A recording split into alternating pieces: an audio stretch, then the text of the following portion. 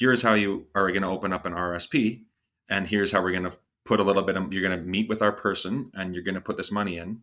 You can either put it in the RSP or you can not have it. That's your two choices. Or sorry, 401, I guess it's a 401k equivalent. Yeah. So it was a combination of observation and then essentially just being like, you're going to meet with somebody else and hear what they have to say because we're your parents. And I know you probably won't listen to us that well. the next couple of days. And I just remember sitting there being like, you know what is not going to burn down in the middle of the night? Vanguard's ETFs. Welcome, millionaires and future millionaires. You're listening to the Millionaires Unveiled podcast, a show where you'll hear the stories and interviews of everyday millionaires. We'll unveil their decisions, their strategies, and their portfolio allocation. Now to your host, Jace Mattinson.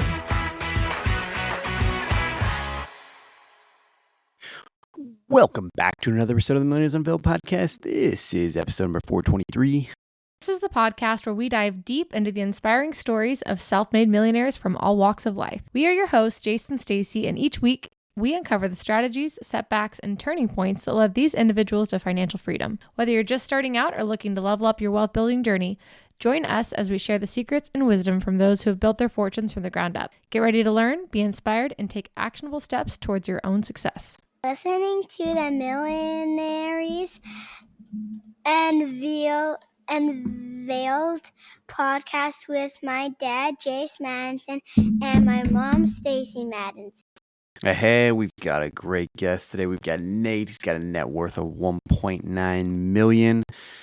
Some of it's in real estate, and we get into that interesting story about him being a one-time and only one-time real estate investor, as he is trying to wind down his real estate investments as they have not gone as planned, which is something we don't talk about as much on this show. I feel like everybody's kind of had a great ride with real estate, but we're going to get into a story that has not gone as planned, but nonetheless still got a net worth of $1.9 million. Most of it is in marketable securities and investments in the market. So yeah, going to be a great episode. Nate's a physiotherapist and recently married as well. So as always, if you'd like to be on the show, send us an email, millionairesunveiled@gmail.com.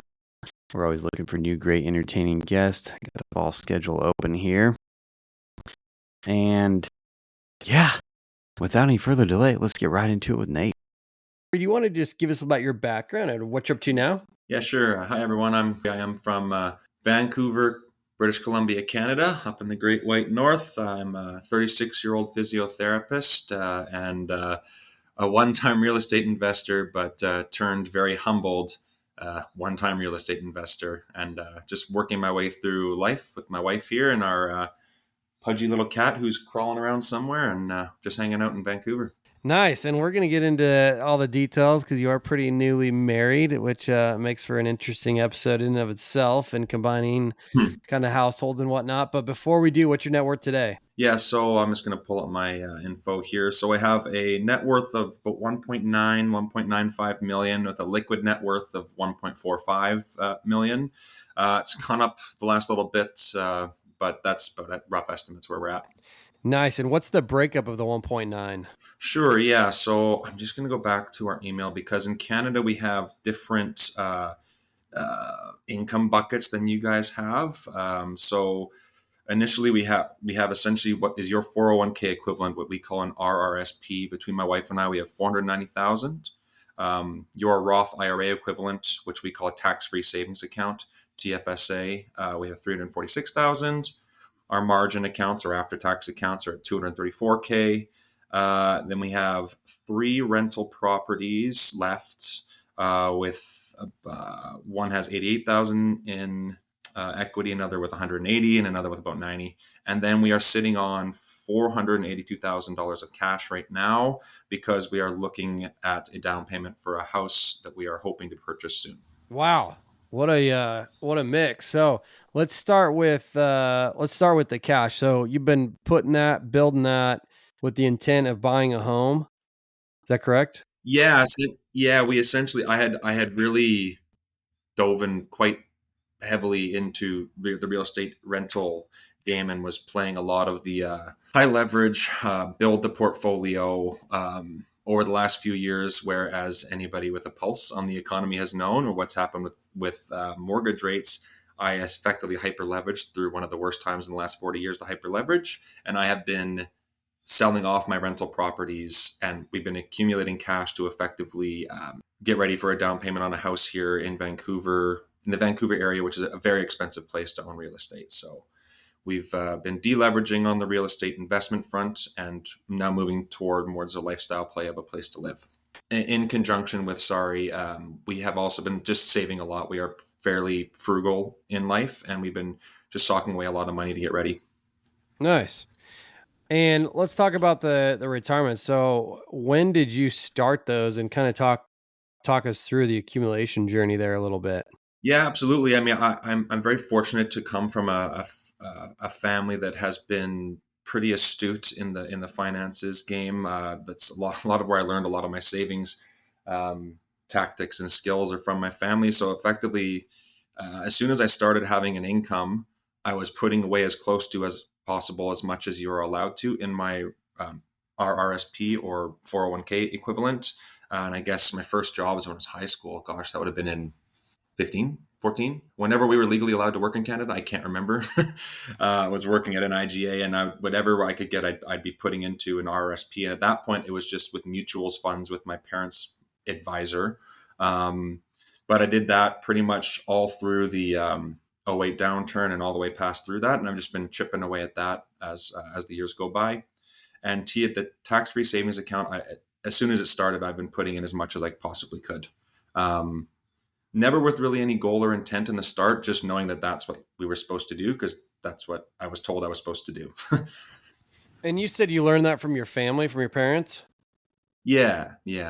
And what was, kind of talk to us through that? What were those conversations like? And I guess, learning and hearing about it in some situations as a kid is totally different than actually being able to put it in practice. So walk us through that a little bit of what you were hearing and how you were able to kind of make that shift and actually put it into play.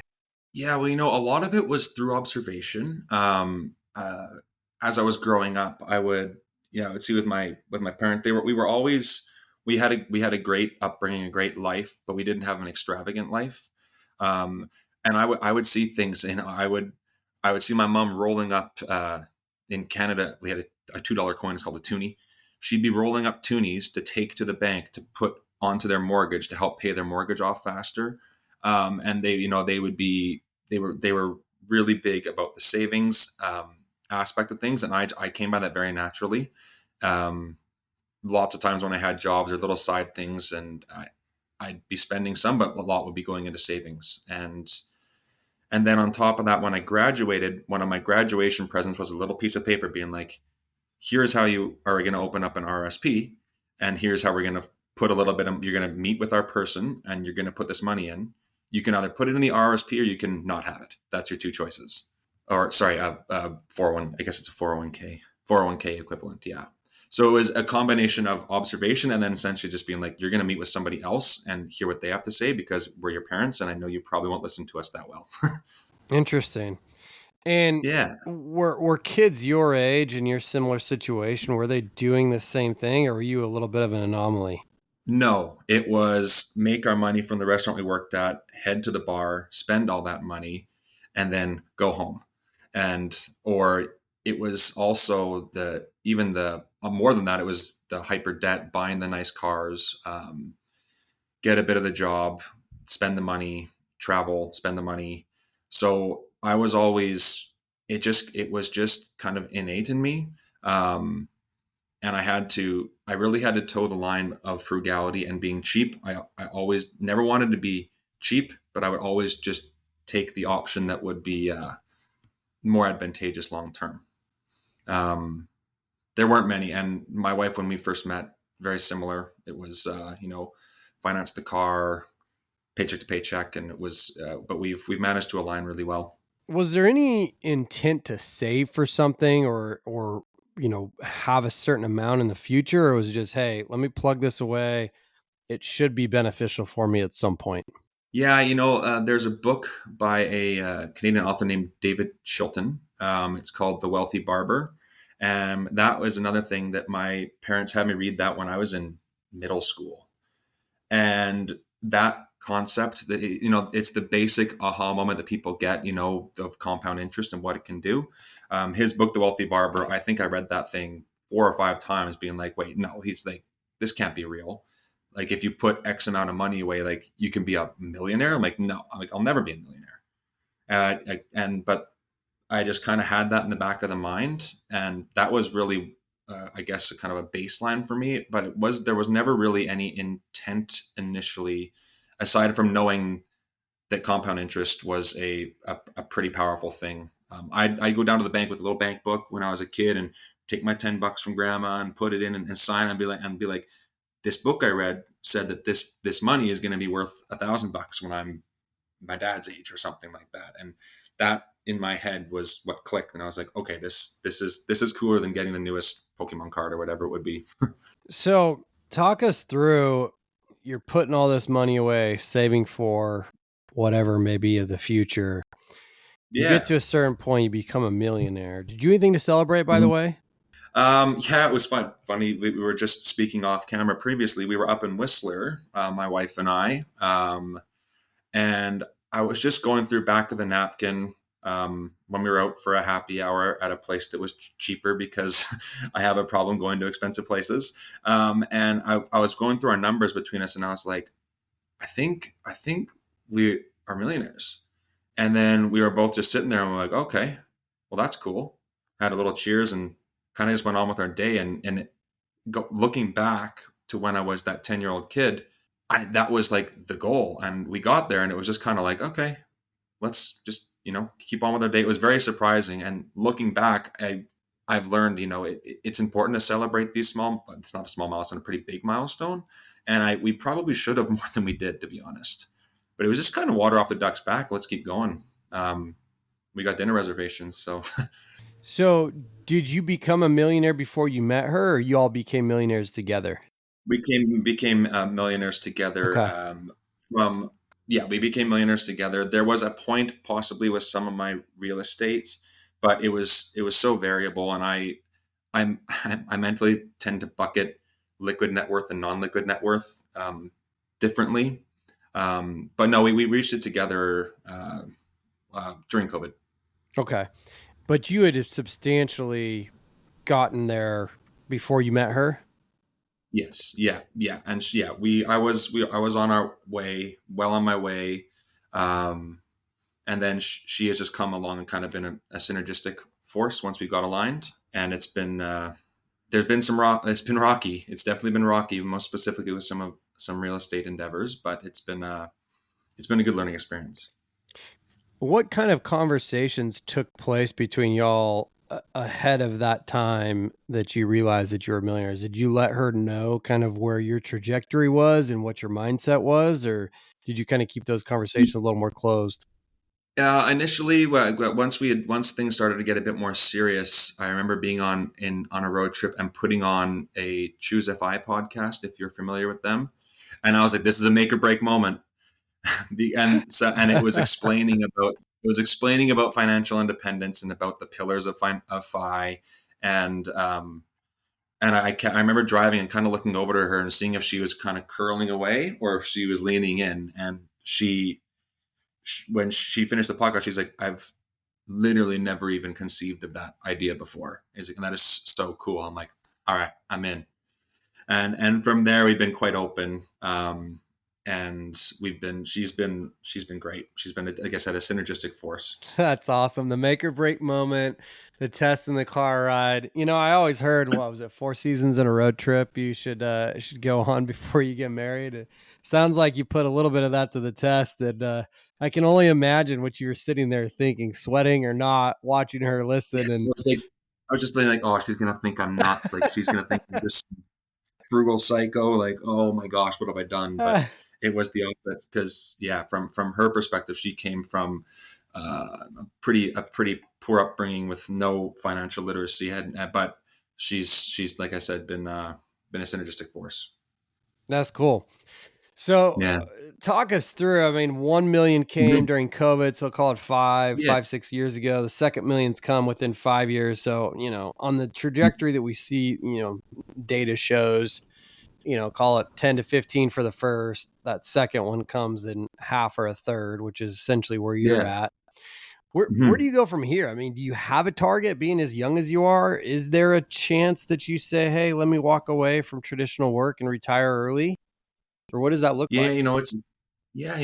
that's a good question. It's a fascinating question. I have really shifted the focus from the nuts and bolts, the minutiae of, the get to the 70 whatever percent savings rate, do this, do that. You have to set up and I've been more now divesting a lot more energy in, um, pursuits of happiness and meaning and fulfillment and living a good life. Because yeah, like you said, if you go on any of the calculators, and we're in a really good spot, but I constantly feel like we're on the razor's edge of something bad happening, and that's something that we need. I think I need to address, because by any objective look, we're doing great.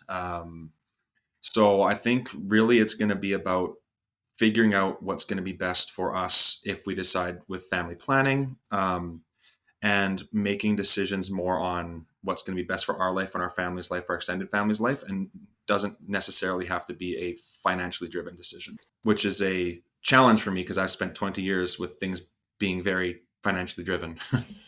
Yeah, talk us through that a little bit because I think you bring Sure. up a good point of like one, just acknowledging and self reflection, understanding that hey, maybe I was making and have been and usually do make decisions, based on the finances, but now maybe you're going to lean in a little bit more with maybe some emotions to make some of those decisions. Or how are you kind of addressing that and kind of trying to, because we hear it a lot, people, especially Yeah. those that get to like a retirement age, are like, well, I can't spend this down now because I'm just like worked that muscle for so long and saving and building.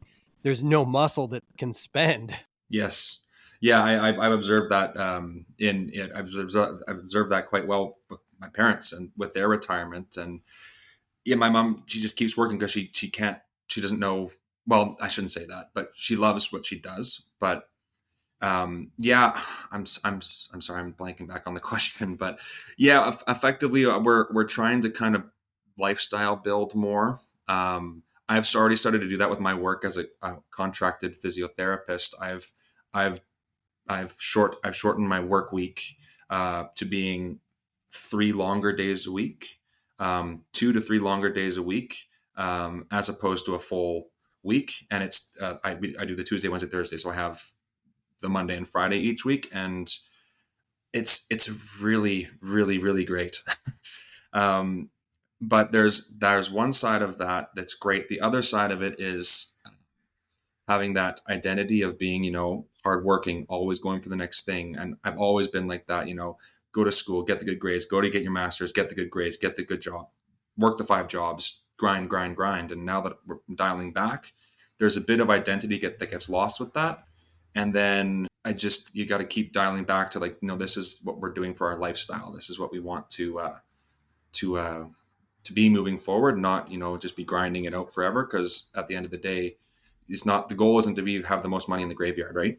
Yeah. So Mondays and Fridays off. When did you move to that schedule? Boy, when did I move to that schedule? During COVID. That would have been 2 years ago. 2 years ago. Okay. Now, effectively, with contract healthcare work that I do, I get paid per person I see. So instead of seeing 10 people 5 days a week, I'll just see 20 or 30 people 2 or 3 days a week. So they're very long days, but I just have less days that I work. And I'm very fortunate that I've built up a caseload and that I'm able to do that. But it's also a very, very much so a lifestyle move. And what are you doing now with that extra time on those 2 days? That's what everybody asks. And the question would have been 2 to 3 years ago. I was pretty heavily involved in real estate and investing, going to meetups, going to all my properties that I have out of province. Now that has kind of fallen by the wayside, I am doing a lot of time asking ChatGPT to help me find ways to meaningfully fill that time. So it is, yeah, it's a bit of a transition right now. And I'll be honest, I'm floundering a bit and taking more patience on those days if my wife is working. Um, but I'm still looking kind of for the next, I guess, endeavors moving forward, knowing that we're in a really good spot. So I feel fortunate, but I also feel, it's weird. I almost feel a bit guilty for having the time and not using it to like its optimal use, I guess. So yeah, the short answer is I focus on the health, very active, um, and then looking for the next things. Yeah, an interesting journey and charge you've taken. Let's shift, going back to your portfolio a little bit. Talk Yeah, to us about kind of the real estate investments, how you got involved in that, and kind of how that's evolved yeah, over the last little bit. yeah. It's an interesting story. When I finished my undergraduate degree and was starting to make real money, it was one of those kinds of things where like, oh, I've been saving all this money. Like, what's next? I've done school. I managed to bootstrap my way through school, and then I was like, okay, I guess the next thing in life is to find a place to buy to live. So ended up buying a condo here in Vancouver, which is traditionally a very high cost of living um, place to live. And I got a condo that I bought as a pre-build that essentially by the time I bought it to the time that I moved into it, it had appreciated, oh gosh, at least 50%. Um, and and then I'd lived in it for a few years. And when I looked at my tax statement for the year, I was like, my condo made more money than I did this year working as a physio. Like, this makes no sense. This condo does nothing. Like, but then I was like, okay, maybe there's something to this. So I started just researching and Googling. I found Bigger Pockets, got deep into that. This is very similar to the time that I found the financial independence, your guys's podcast and other podcasts, dove head first, Mr. Money Mustache, the whole shebang. Um, at the time, I was like, wow, it was pretty easy with this condo, and it doubled in 5 years, something like that. I can't remember, but so I was okay. Well, let's make a move, and so I got a line of credit on that property, took some more of my savings, and I started looking at some different opportunities. Ended up um, going in to a place in Canada called Alberta, which is the next province over, and a city called Edmonton, which has as if Vancouver is like Manhattan or San Francisco, uh, Edmonton is like Tampa Bay or Austin or not Austin. It's much cheaper.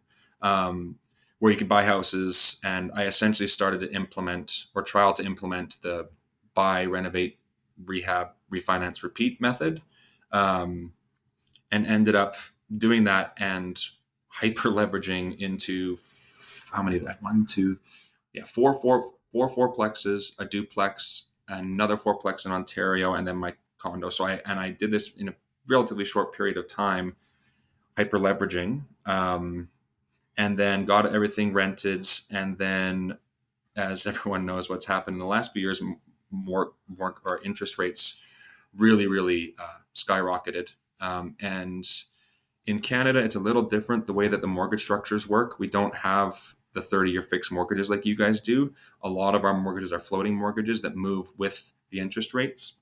And investors typically will implement what we call the variable rate, which essentially moves up and down with the interest rates. So as interest rates through COVID and through the inflation skyrocketed, the costs for my properties skyrocketed, and all of a sudden, properties that were maybe cash flowing a little bit were heavily in the red. And that was a very challenging period. I also ran into some unfortunate events with partners that didn't work out, and ended up in a pretty precarious position where all the money that I previously would be saving towards something was essentially going to not default on those homes. Um, so ended up selling out of a few of those, and we have a few left.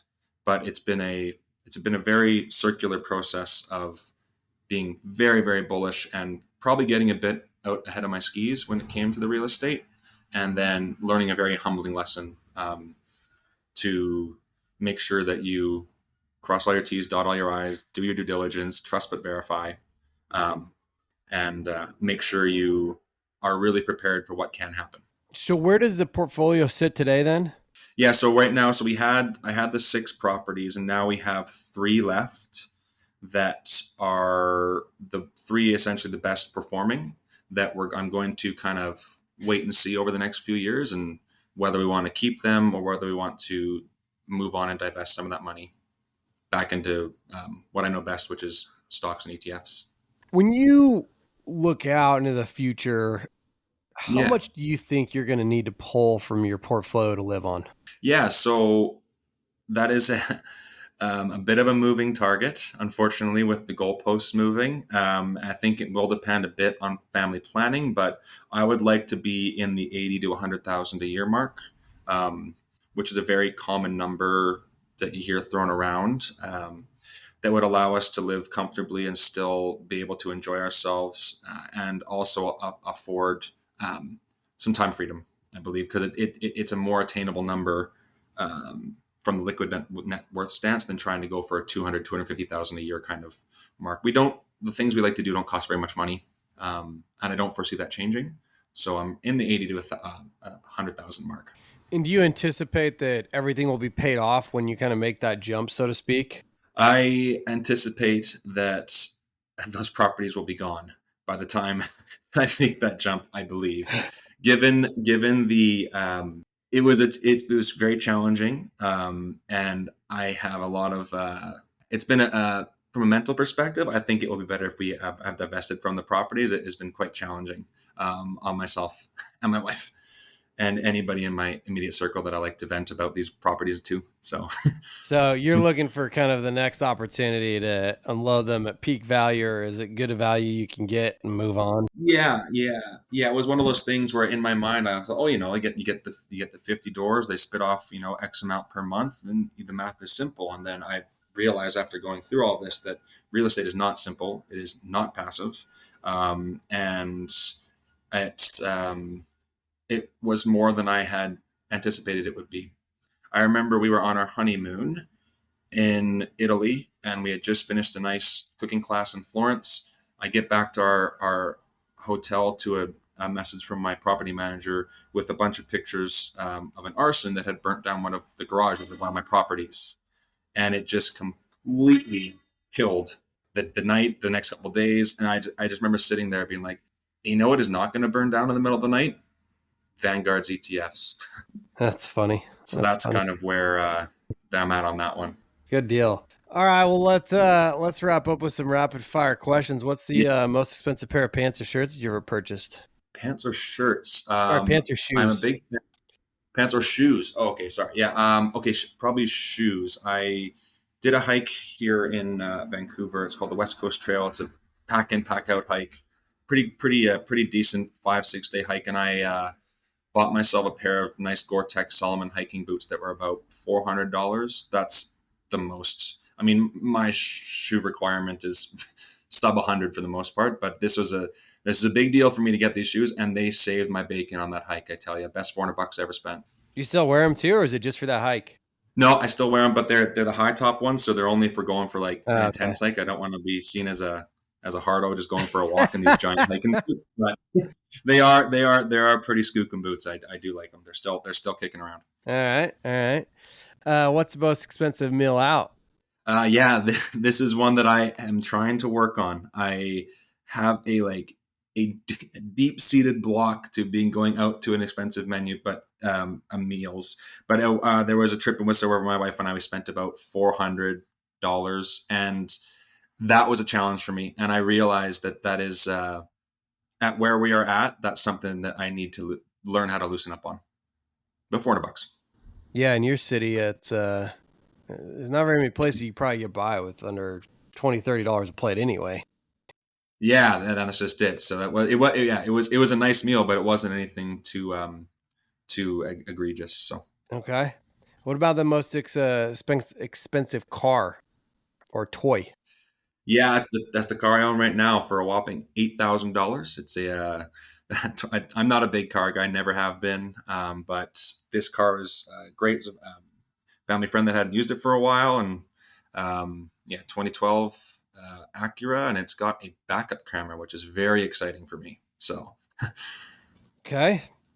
What about the most expensive trip or experience, vacation, etc.? Right. Okay. So this is one thing that we do tend to splurge on. Now, it depends on if it's the actual value of the trip or the value that I paid for the trip, because we utilize a lot of travel points to go on a business class flight over to Japan. Where the flight alone was probably about $10,000 if we would have paid for it, and then we stayed in some very nice hotels for the 3 weeks, 2 weeks we were there. Most of it was paid for with points, to be totally fair. But we were in with between the food and everything there, just so much good food and so much to see in Japan. We were probably in for total about $10,000 of our money, but the value of it was a lot more than that. Okay, good deal. We just got back from there. Epic Yeah, trip. yeah, it's my favorite. Yeah. Is travel the most fun thing that you like to spend money on then? Yeah. And I derive a lot of satisfaction from getting outsized value for travel via travel points. It's one of my hobbies, and so we've done several transatlantic or transpacific flights in business class. Stayed out of several hotels that we would never have been able to afford. Actually, I shouldn't say that. We probably could afford it, but I would never have the guts to spend the money on. So yeah, we don't have many things, but we will spend time and money lavishly on travel. Okay. Uh, what's a key lesson you learned from childhood? A key lesson I learned from childhood, I think, was the value of a dollar saved, really. And it's. I mean, we already chatted about that previously, but just witnessing that and seeing where it got my parents the idea of delayed satisfaction. Um, it was critical for me growing up, and then also being generous with your time when you have it. And now that I am fortunate enough to have a lot of time, I'm going to be putting that to use. Were your parents pretty open with their finances and net worth when you were a child? No, they were not. Okay. A lot of this was actually by observation. Just being like, oh, we can take some of these trips, and knowing that watching them with the mortgage, and then watching how we were being frugal, but we still had a very lavish, or lavish in our way, in that we had a lot of time together, and I got any sport that needed to be done, we would be able to go to it. Any tournament we would be able to go to.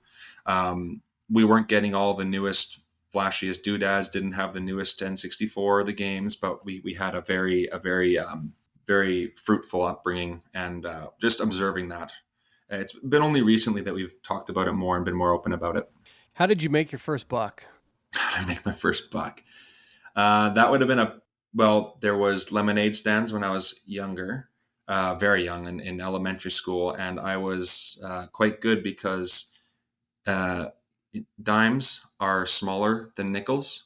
So my brother was thrilled to get the nickels because they were a bigger coin, and I was thrilled to keep the dimes. So it was a win-win for everybody. And yeah, so that was the first, then paper routes, and then worked at from there I just kind of moved on. That's awesome. What's the craziest thing you've ever done to earn money? Yeah, that's a funny answer. When I was in college, a lot of the labs would post stuff in the student forums about experiments they were running for.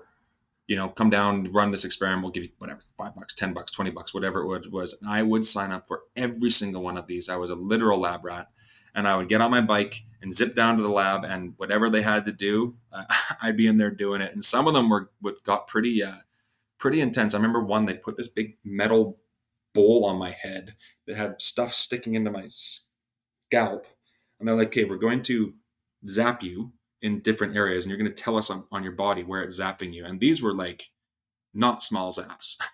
So I got out of there. I'm like, did I just get tortured for money? So that's that was pretty wild. And there were a few more that they got a little bit.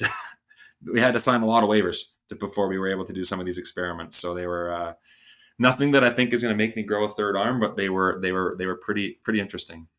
That's great. What's a closely held belief that you once had that you recently changed your mind on?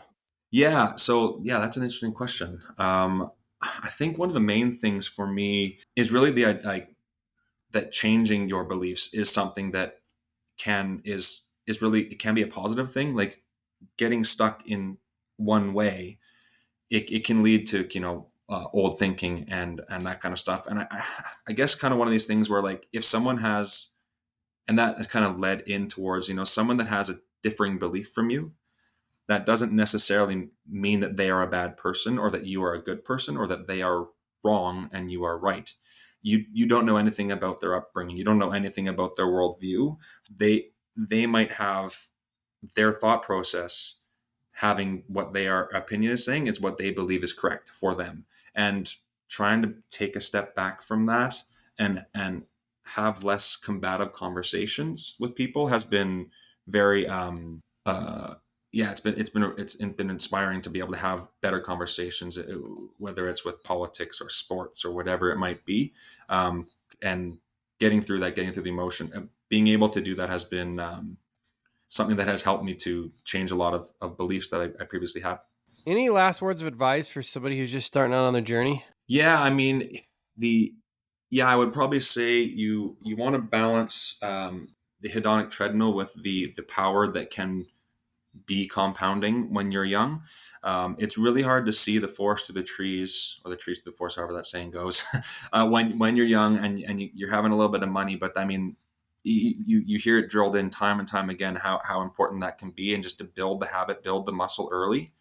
You start building that muscle early, and you can weather challenges and mistakes like I have, that were pretty financially not suboptimal, but you keep building that habit, and that stuff, it really starts to snowball once you get old and creaky. So On your mistakes, what do you think though? Can you quantify what you think those have cost at all? yeah, so I've done that a few. It's been close, though. Those real estate blunders, between everything, was close to about $250,000 Canadian. Ay, ay, ay. So Yeah, that's it's in been a nominal dollars. So if that's compounded, yeah. you're looking at several mil. Yeah, and so far about 150,000 of that has been realized, and now effectively this last losses, I'm trying to figure out how to stagger them to make the capital losses most advantageous for taxes, which is not the position you want to be in, but I'm just taking it as a very expensive tuition. Yeah, yeah. Dang. Well, awesome. Yeah, Appreciate it. For the net worth of $1.9 million. Thanks on the show today. thank you. I appreciate your time. Love the show.